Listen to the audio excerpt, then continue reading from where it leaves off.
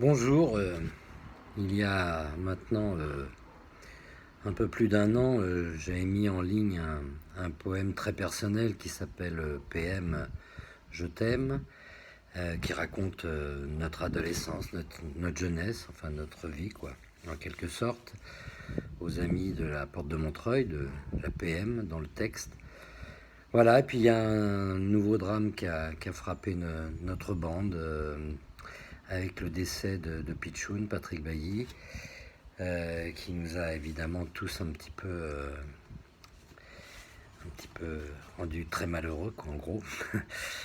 Voilà, donc j'ai fait évoluer ce texte pour tenir compte du départ de Patrick. PM, je t'aime.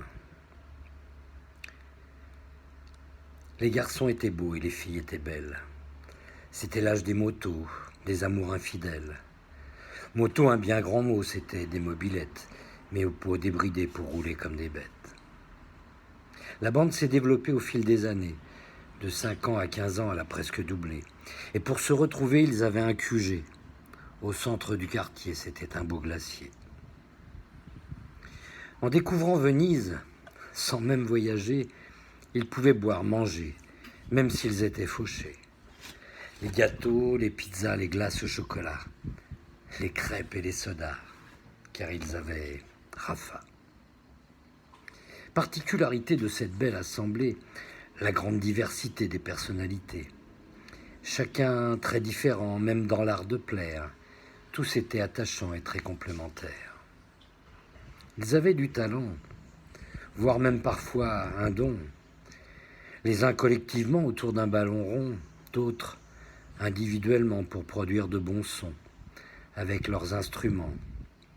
Jamais de partition. Ado post-68, c'était la liberté. Et avec les limites, ils ont souvent flirté. L'alcool, les cigarettes pour les plus mesurés, le sexe et la fumette pour les plus délurés. Découvrant leurs envies, des potes ont dérapé. Voulant brûler la vie un peu des deux côtés, ils ont tout essayé, n'ont pas su s'arrêter. Comme le grand. Bouleversant, il en est décédé. Tous en furent marqués, ils se sont calmés. Ils ont fait un lycée ou bien un CAP. Quel que soit leur bagage ou le choix du métier, chacun s'est finalement assez bien débrouillé. Certains se sont mariés dès l'âge de 20 ans et très rapidement eurent leur premier enfant. Puis petit à petit, chacun a fait sa vie et dans toute la France se trouvèrent répartis. Des années ont passé, chacun de son côté. Les uns très occupés à fonder leur foyer, parfois préoccupés pour payer leur loyer, d'autres désabusés quand fallait divorcer. À l'âge de 50 ans, ils se sont retrouvés avec femmes et enfants. L'équipe s'est reformée.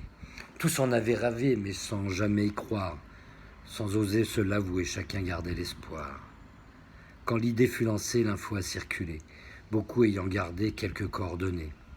Même les plus éloignés se sont rapatriés, et c'est à plus de 30 qu'ils se sont enlacés. La fête fut mémorable. Ils ont chanté, dansé. Des souvenirs remarquables, ils se sont racontés. Un moment formidable empli de nostalgie et d'émotion palpable d'être enfin réunis.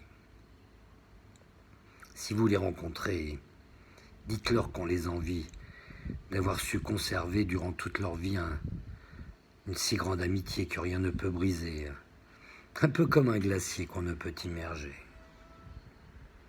Du nom de leur quartier, ils nomment cette amitié. Et c'est pour ce dernier bien de l'idéaliser.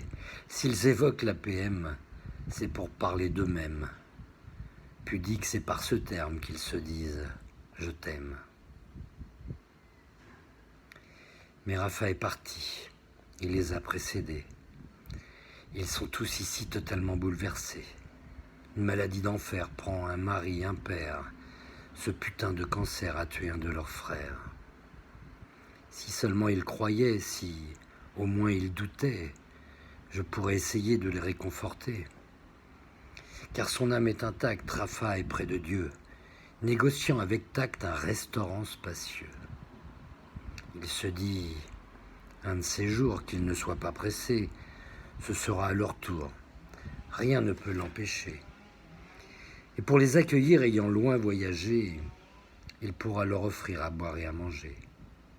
Des gâteaux, des pizzas, des glaces au chocolat, des crêpes et des sodas. Rafa est toujours là.